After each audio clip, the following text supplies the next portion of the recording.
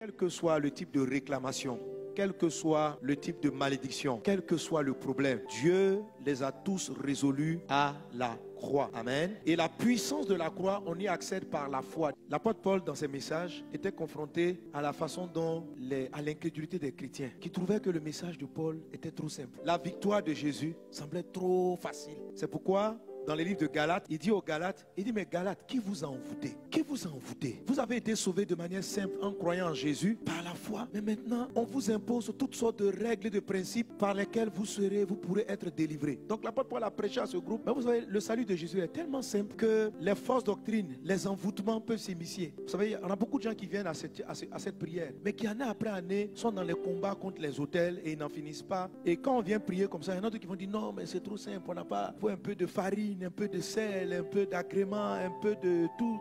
C'est-à-dire il faut compléter avec un... Voilà. Je prie avec quelqu'un qui me suit. Donc dernièrement je l'appelle, on prie pour un sujet. Il dit non, il a fait une prière. Il a fait la prière. Puis il m'explique.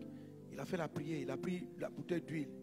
Il a écrit son sujet de prière. Il a mis ça dans l'huile. Et il a fermé. Et il a déposé la bouteille. Donc quand il m'expliquait son combat, je dis attends.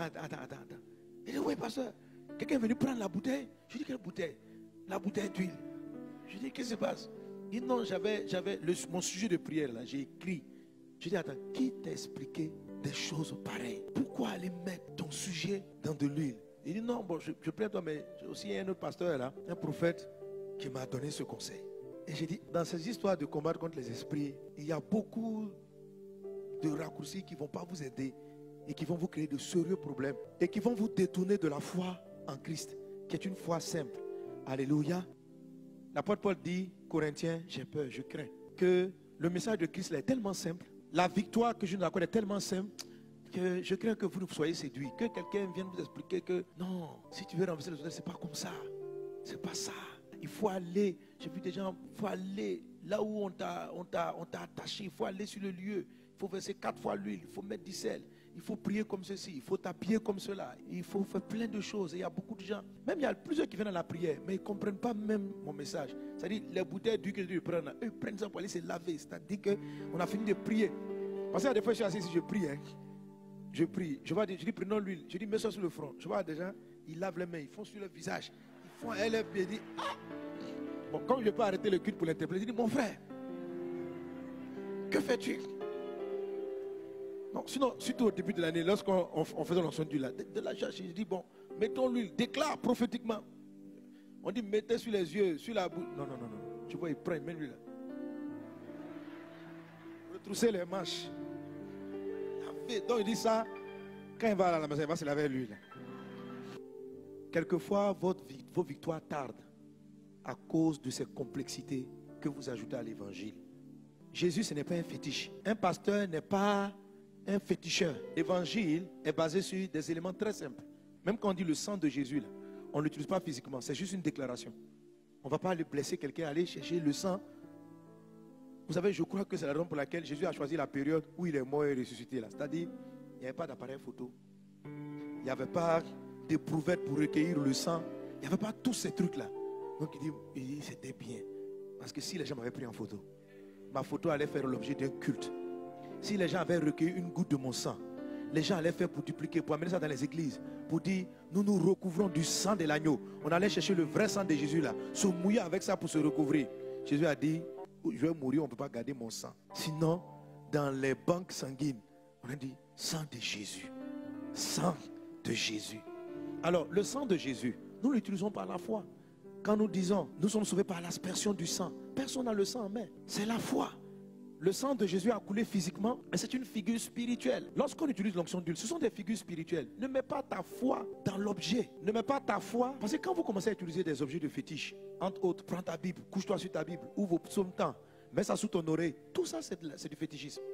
Ça n'a rien à voir avec l'œuvre de Jésus. Ouvre ta Bible. Alléluia.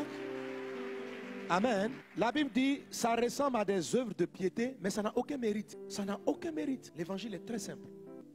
L'évangile, la victoire de Christ est très simple. Même lorsqu'on vient et puis on utilise un objet, c'est juste un objet illustratif ou une orientation prophétique en fait. Tu reçois un peu comme un jour Jésus priait pour quelqu'un et puis il est venu, Il a quelque chose, il a fait de la boue, il a mis ses yeux. Mais il n'a jamais fait une doctrine de la guérison par la boue. Est-ce que vous savez qu'un jour Jésus a fait de la boue, il a mis ça sur les yeux? Il n'y a pas une doctrine de la guérison par la boue.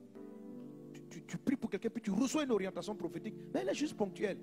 Elle ne fait pas l'objet d'une doctrine. Parce qu'il ne faut pas mettre la foi des hommes dans la boue. Il ne faut pas mettre la foi des hommes sur des objets. Mais il faut mettre la foi, ta foi doit s'appuyer sur ce que Jésus a fait. Alléluia. Jésus est mort pour tes péchés. Il dit, si tu crois, tes péchés sont effacés. Il faut simplement croire comme un enfant. C'est-à-dire, si on dit que c'est bête, mais il faut l'accepter comme ça. C'est si simple que ça. Amen. Il dit, par la mort de Christ à la croix, toute malédiction sur ta vie est effacée. Il faut croire. Il faut croire. On dit non, comme ça, c'est simple. Comme ça, là. Il est mort à la croix. Ça a effacé l'acte. On dit ça a effacé l'acte. C'est tout simple. Il n'y a pas un peu d'eau. On va me donner d'aller au village, renverser sur le sol ou mon grand-père. Parce que je dis en esprit, nous partons dans la maison de ton, on va dans la maison de ton père pour renverser les hôtels qui ont été bâtis. Il y a des gens qui veulent voyager. Il y a des où ils sont, ils attendent que je dise, va au village. Va au village. Va devant la tombe de ton papa. Il fait des trucs comme ça là. Va devant la tombe de ton papa, reste là-bas et puis parle sur le tombeau. Ça veut dire, il cherche des gens de choses de ce genre. Quand vous rentrez dans ce genre de combat, votre délivrance ne finit jamais. Ça ne finit jamais. Vous irez de combat en combat. Chaque nouveau prophète que vous allez rencontrer va vous amener une nouvelle phase. À un moment donné, tu vas trouver que ton précédent prophète n'est pas assez puissant. Il y a un nouveau gars qui arrive. On va te dire que lui là, c'est lui-même, il est trop dangereux. Et lui, il est un nouveau doc. Et tu vas prier à lui jusqu'à... Tu auras l'impression que il y a une délivrance là qui n'est pas encore faite. Et on va te dire, il y a un prophète qui est quelque part derrière Bobo. Non, lui, sa vision est trop dangereuse. Lui. Et tu vas aller là-bas encore. Aller chercher encore une autre délivrance. Et je t'assure que tu ne vas jamais terminer. Parce que tu n'as pas la foi dans ce que Jésus-Christ a fait. Tu as la foi dans ce que des hommes racontent. Tu as la foi dans des traditions des hommes. Tu as la foi dans ce que les gens disent. Mais tu ne crois pas en Jésus. Tu ne crois pas dans la victoire de Jésus. C'est la raison pour laquelle ça ne peut pas marcher. Jésus est le seul qui a donné sa vie, qui est mort à la croix pour nos péchés et qui s'est sacrifié pour nous. Ayez foi dans le Christ. Ayez foi en Christ. Ayez foi dans ce que Jésus-Christ a fait. Ayez votre foi. Elle est simple. Ayez votre foi en Christ. Tellement simple. Souvent, il y en a qui vont dire, on dit non, tu sais, le pasteur, il ne prie pas bien. Quand on ne prie pas bien, vas-y, il veut les complications. Il veut que je vienne. Je dis non, couchons-nous. Couchons-nous. Levons-nous. Vers 3h33. Fais ça, fais ça. Frère, alléluia. L'apôtre Paul dit, il dit, les œuvres que Dieu fait là, ça témoigne que Dieu est présent. C'est simple comme ça. Mais tu vois les délivrances qui ont lieu. C'est simple, hein. Tu vois quand on va en croisade là, le nombre de cas, les délivrances, les miracles, c'est simple. Et il y a quelqu'un qui en dit témoin. J'ai dit, mais dans les miracles, les paralytiques se lèvent, ils marchent. Les aveugles voient. Et toi, ce sont les films que tu vois. Mais c'est simple. Je les touche avec rien. Je crois simplement dans Jésus. Et Jésus les guérit. Les choses que je dis, si elles sont conformes à la parole de Dieu, crois simplement en l'œuvre de Christ à la croix. Mets pas ta foi dans Pasteur Sanogo. Mets ta foi en Christ. Mets ta foi dans la parole de Dieu, tu seras délivré. Demande à Dieu pardon d'avoir mis ta foi dans des bois, dans des objets, dans des hommes et non en celui qui est mort pour toi à la croix. Tu demandes pardon. Tu dis, Jésus, je veux revenir à la simplicité de l'évangile. Je crois en toi. Je crois dans ta grâce. Je crois dans ta faveur. Et assure-toi, quand les gens te donnent de faire des pratiques, il faut dire, mon frère, montre-moi dans la Bible. Où est-ce que Jésus-Christ a fait ça? Où est-ce qu'un apôtre a fait? Montre-moi. Et puis j'y ferai. Mais voilà. Va, déshabille-toi, lave-toi. Il y en a qui déshabillent pour laver. Il te déshabille, il dit, rentre dans la chambre. Avec sa femme. Il dit, rentre là-bas.